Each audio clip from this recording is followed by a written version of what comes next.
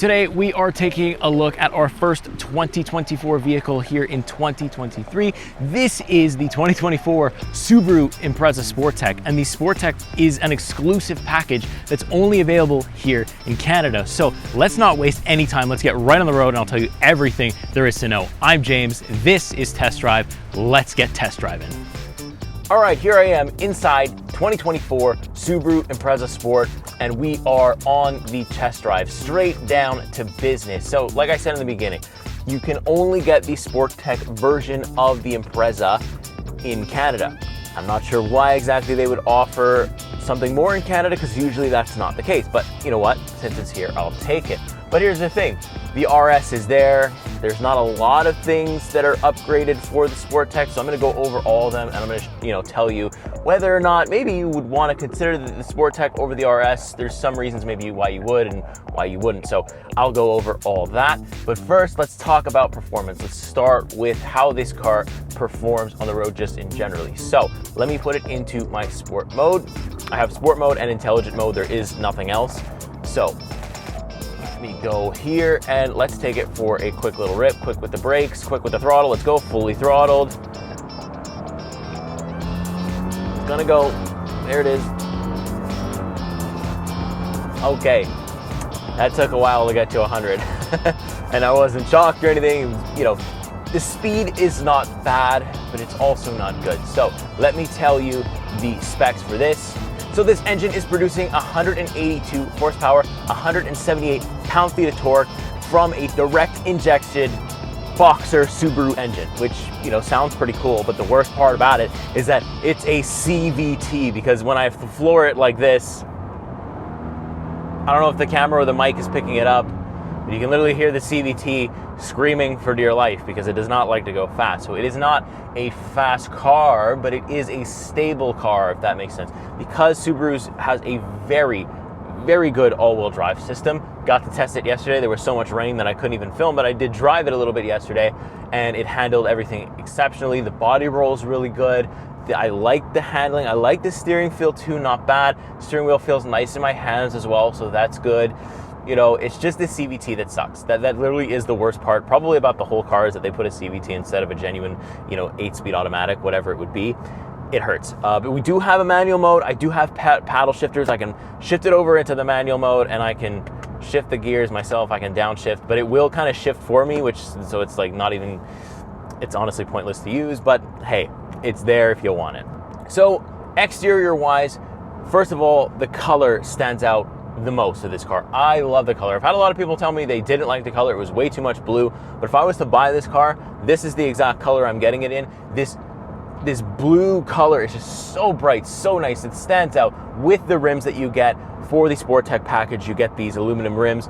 So basically the difference on the exterior between the RS and the Sporttech is that, well, the Sporttech gets a little bit more like chromed out kind of stuff. You get like the silver accents, and the RS gets the blacked out accents. You'll notice that on the interior as well. But yeah, I really don't mind the design. They haven't changed so much over the years. It's a little bit of a facelift for this year. It looks more sporty. Sporttech or RS, they look very sporty, either one of them, so that's great. It really isn't a bad looking car. Like it's a hatchback, so you have to like hatchbacks if you're gonna like the design of this car. But personally, I don't mind hatchbacks, and the color just makes everything pop for me. I feel like in this, I wouldn't have liked the car as much as I do, or exterior wise, if it didn't have that nice blue color. I love it. The one thing that I feel like the exterior design is missing for the Subaru Impreza is the fact that we don't have visible exhaust. There's exhaust underneath, but we just can't see them. Like, I don't know why. I feel like, especially with the RS package, I feel like they should have like brought that out a little bit more. Like, I don't know, I feel like we should have visible exhaust. It would be way nicer. So let's move on into the interior, because I'm currently burning because I have my heated seat on high, which obviously was a bad idea. It's freezing out here in Quebec. Good thing is though, I've got dual zone automatic climate control in here, so I am nice and warm, nice and 22 in here, so no problem. I've also got my heated steering on, which is great. The heated steering though is really for the sides of the wheel, not for the top or bottom. It's not heated. The top is absolutely not heated. The sides are where it's at. But yeah, really comfortable seating interior wise. The Sporttech gets leather seats with like silver accents, silver stitching. The RS, you're looking at cloth seats with red stitching. you know, that is really look preference. I think comfortability will be the same. I have a power adjusted seat for my driver. The passenger has a manual adjusted seat, but I don't care. You know, I'm driving the car most of the time anyway, so that's fine. Now for the gauge clusters, I have 2 analog gauge cluster for my, you know, my RPM and my speed. And then also I have a sort of a small digital one in the center, which is not bad, shows me my speed. The eye sensing technology, which basically watches my eyes and makes sure that I'm paying attention to the road and kind of beeps at me if I'm not. That's a feature you can turn off because sometimes I am looking at the road and it'll like tell me I'm not. But yeah, it basically looks at your eyes. It watches your little eyeballs roll around in your head as you're driving and make sure that you're always paying attention, which is a nice little feature to have, especially if you're, you know, you're prone to not paying attention to things. So let's move on now to the biggest interior change that Subaru has implemented for 2024. It will be this massive iPad looking infotainment screen. It is huge. I think it's like 11.9 inches or something like that. So whether you get the Sporttech or the RS, you're getting this big screen. It's only like technology wise that you're getting limited on. So basically the only thing you're missing for the RS would be you don't get built-in navigation. With the Sporttech you do. For the younger crowd, I don't think that's going to be a problem because either way you get wireless only Apple CarPlay, which hurts. Wireless only Apple CarPlay sucks. I don't like the delay. It's annoying. That's not a Subaru problem. That's an Apple problem probably, but just include the wireless CarPlay because the wireless is brutal. But anyways, the screen is very nice to use. It's very big, it's quick, which is good because when you have such a big screen, you're gonna notice input delays. So there isn't, in terms of the screen, the built-in navigation is also really nice to use and have, so don't mind that either. You have Subaru Starlink, which allows you to control the Subaru vehicles from your phone, which is cool. You can set the climate control, different stuff like that. You have My Subaru, where you can schedule maintenance from directly in the car. You get different car info. All of it's right there. It is just, when you have Apple CarPlay up and all this different stuff, it is very, very busy. It's a very busy infotainment screen. So like while you're driving along, although you have the eyesight thing that's tracking your eyes, like I'm looking at the infotainment screen, it's right now telling me that I don't have my eyes on the road. Because obviously I don't, because I'm trying to play with this, because it's huge. And that's kind of the thing. And everything is in there. The only physical buttons I have are my front and rear defrost and my temperature control. That's it. Anything else, where I want the heat to come from in the car, where I want the air to come from the car, is locked into the infotainment, so you got to use it. The auto start stop feature is also locked there, and the auto start stop feature is not the greatest. It's a very big rumble, but I can just one press and turn that off, so that's good too. At least the drive modes aren't tied to it, which is nice. I find that would be really brutal if it was, so that's not tied to it, so that's good too. But yeah, it's a good infotainment screen. I'll take it. I think screen sells nowadays, so I think a lot of people will like it and get used to it. Once you're used to it, maybe it's not so much of a distraction.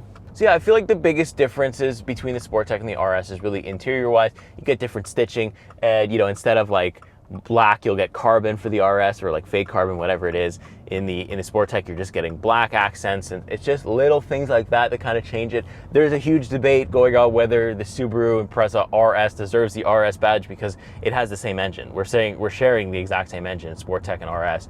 There's no like bigger things. It's a CVT, so there's a lot of debate whether or not it deserves the RS badge. With that, I'll leave it up to you. There's no manual either, so again, I'll leave that up to you guys. What do you think? You let us know in the comments what you think. But yeah, really, personally, if I was to have to choose, I would definitely choose this color every single time, but I'd probably go with the RS because there is a price difference. It's about $4,000 more for the Sporttech for not that much difference in stuff, in equipment. Like, it's not a huge jump.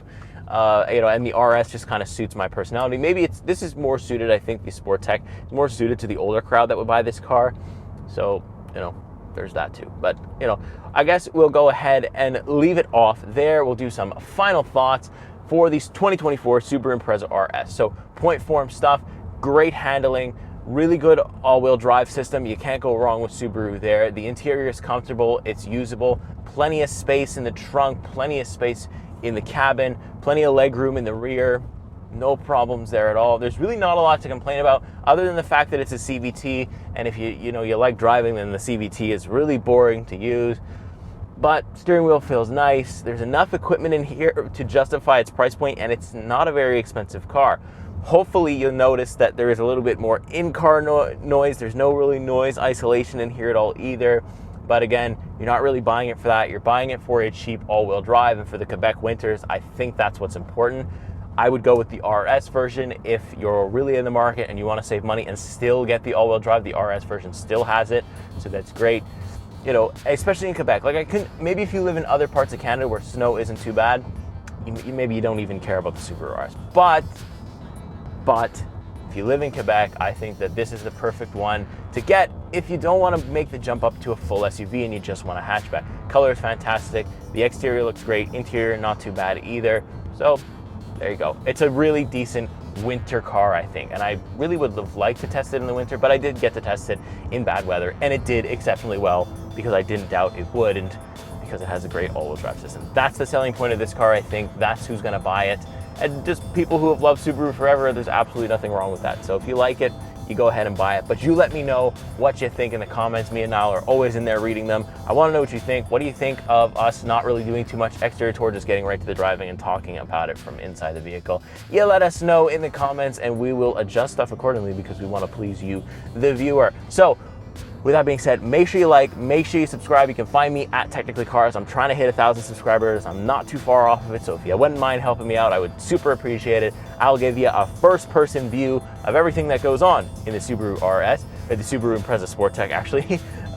You know, and I'll give you just a point of view. But make sure you watch the whole video here. Make sure you like, subscribe, and comment here first, and check out the other videos on the channel because that helps us more than you know with the YouTube algorithm. And with that being said, I'm gonna go ahead and get out of here. Take care, see you the next week, see you in the next car. Bye-bye.